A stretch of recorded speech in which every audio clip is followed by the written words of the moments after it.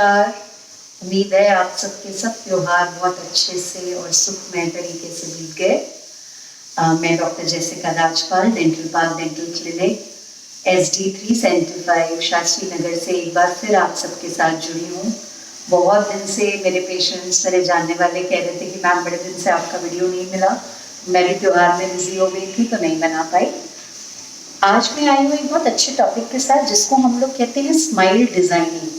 काफ़ी लोगों ने सुन रखा होगा और जिनको नहीं पता उनको मैं बताती हूँ कि क्या होती है स्माइल डिजाइनिंग।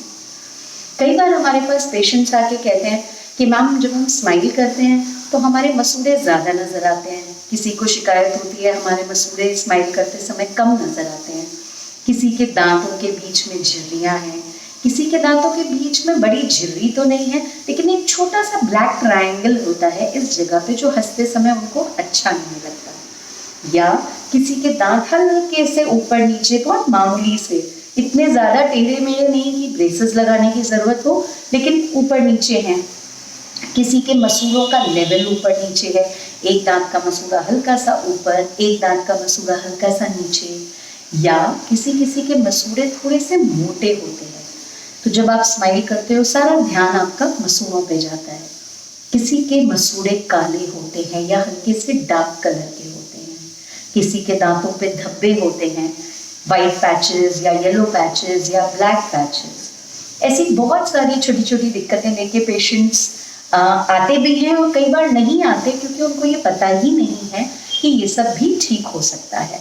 तो आज मैं इन्हीं टॉपिक्स के बारे में आपसे बात करूँगी। कुछ पेशेंट्स को ये भी शिकायत होती है कि जो हमारे दो दांतों के बीच की झिर्री है या जो लाइन है वो सेंटर से थोड़ी सी शिफ्टेड है, जिसको हम मिड लाइन शिफ्ट कहते हैं। ये सब चीज़ें ठीक हो सकती हैं। अब तो शादियों का सीज़न आ रहा है, जितनी भी नई ब्राइड्स हैं और जितने भी नए ग्रूम्स हैं वो तो खास करके चाहते हैं कि हम अपनी मैरिज वाले दिन सबसे अच्छे लगें। तो आपके लिए और आपके सब रिश्तेदारों के लिए ये एक छोटा सा वीडियो है। देखिए, जब भी मसूड़ा ज़्यादा नज़र आता है, जब हम स्माइल करते हैं तो कायदे से सिर्फ 1.5 से 2 mm का ऊपर वाला मसूड़ा स्माइल करते समय नज़र आना चाहिए। उससे ज़्यादा अगर मसूड़ा नज़र आ रहा है तो उसका मतलब है कि आपके होंठ हल्के से छोटे हैं या आपका ऊपर का जो जबड़ा है वो हल्का सा साइज में बड़ा है। अब बड़े जबड़े को ठीक करना हो भी सकता है, but it's a major surgery जो हर कोई नहीं कराना चाहता। लेकिन हाँ, हम उस होंठ को हल्का सा नीचे ज़रूर ला सकते हैं, जो बहुत ही एक सिंपल सा प्रोसीजर है, बहुत ज़्यादा टाइम नहीं लगता है।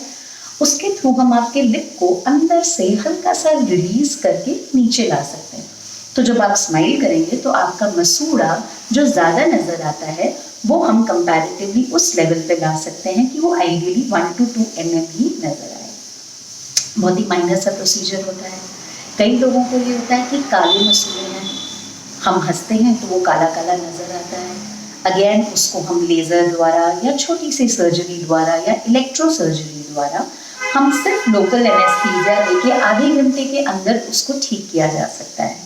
कोई टाँके की आवश्यकता नहीं पड़ती, कोई मेजर दवाइयों की ज़रूरत नहीं पड़ती और आपके मसूड़े चमचमाते हुए पिंक और अच्छे लगने लगते हैं। इसी तरीके से अगर आपके दांत पे दाग या धब्बे हैं तो कई लोगों को ऐसा लगता है कि ये तो सिर्फ कैपिंग से ही जाएगा, कि नहीं, इसके लिए हमारे पास 2-3 प्रोसीजर्स हैं। एक होता है ब्लीचिंग, जिसमें अगर आपके दांत पीले हैं तो हम उसको ब्लीच द्वारा, हमारे स्पेशल ब्लीचेस आते हैं जिनको हम आपके दांतों पे 2 से 3 सिटिंग्स में ब्लीचिंग करके हम उसको 1 से 2 शेड लाइट किया जा सकता है।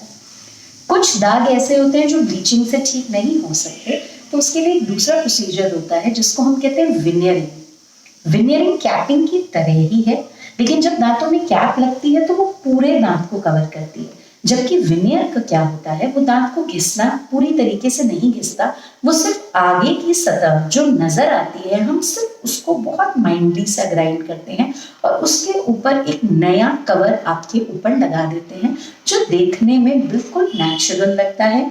और वो ज्यादातर हमें 6 से 6 दांत पे लगाना चाहिए, मतलब ऊपर के 6 दांत और नीचे के 6 दांत, ताकि वो सिमेट्री बहुत अच्छी आ सके। उसके फायदे क्या हैं? कि कैप में जो हमको पूरा दांत घिसना पड़ता है, जिसकी वजह से सेंसिटिविटी होने के चांसेस होते हैं, वो इसमें बहुत बहुत बहुत हद तक रिड्यूस हो जाती है। हाँ, इसकी लाइफ कैप से थोड़ी कम होती है, बट उसके बावजूद अगर आप रेगुलर उसका मेंटेनेंस रखते हैं तो 5-7 साल 10 साल तो ये कहीं नहीं जाता। तो veneering is a very very good option for all those people who have stains on their teeth and they want to have a beautiful smile. Apart from that, जिनके दांत मैंने बताया कि हल्के से ऊपर नीचे हैं, उनको लगता है एक दांत हल्का लंबा लग रहा है, एक दांत हल्का छोटा लग रहा है, उसके लिए भी हम विनियर्स यूज कर सकते हैं, चाहे वो metal porcelain fuse to metal veneers हो, ईमैक्स विनियर्स हो, जिरकोनिया विनियर्स हो, या फिर मामूली कॉम्पोजिट विनियर्स हो। इन सारी ही चीज़ों से हम उसको ठीक कर सकते हैं। इन सब के प्राइसिंग में थोड़ा थोड़ा फर्क होता है। आपके दांतों के लिए क्या सूट करता है वो आप एक बार आके दिखाएंगे तो हम उसके बारे में और बेहतर बता सकेंगे। उसके अलावा आपको ज़रूर क्लीनिंग करानी चाहिए, बिकॉज क्लीनिंग की वजह से भी मसूड़े बहुत मोटे हो जाते हैं और मसूड़ों में लाली आ जाती है या कह लीजिए पाइलिया लग जाता है, तो वो भी देखने में बहुत भद्दा दिखता है। तो क्लीनिंग तो बहुत ज़रूरी है स्माइल डिज़ाइनिंग के लिए। इनफैक्ट वो फर्स्ट स्टेप है, आपको ज़रूर क्लीनिंग कराना चाहिए। उसके बाद कई लोगों को ज्वेलरी का बहुत शौक होता है, तो मैं आपको बता दूं डेंटल में भी ज्वेलरी बहुत बहुत प्रचलित है। यंगस्टर्स खास करके जिनके फंक्शंस होने वाले हैं, वो चाहते हैं कि हमारी स्पार्कलिंग स्माइल हो, तो उसके लिए कुछ एक दांत में छोटे से डायमंड या गोल्ड की हम ज्वेलरी अंदर लगा देते हैं, जो परमानेंट नहीं होती। आप चाहें तो हमेशा लगा के रखें, आप चाहें तो फंक्शन के बाद आके हमसे निकलवा लें, वो सुविधा भी हमारे पास उपलब्ध है। तो किसी को भी उसके लिए आना हो तो आप मोस्ट वेलकम है। स्माइल डिज़ाइनिंग में बहुत सारी चीज़ें होती हैं जो आपकी स्माइल को खूबसूरत बना सकती हैं। अगर आप उनसे जुड़ी किसी भी जानकारी को जानना चाहते हैं तो हमें कांटेक्ट करिए, नीचे मेरी डिटेल्स सारी दी हुई हैं, और आके दिखाना चाहें तो भी हमारी मामूली सी फीस है, बिल्कुल आइए, सारी जानकारी लीजिए और अपनी स्माइल को बेहतरीन बनाइए। We are here to give you beautiful smiles. Thank you.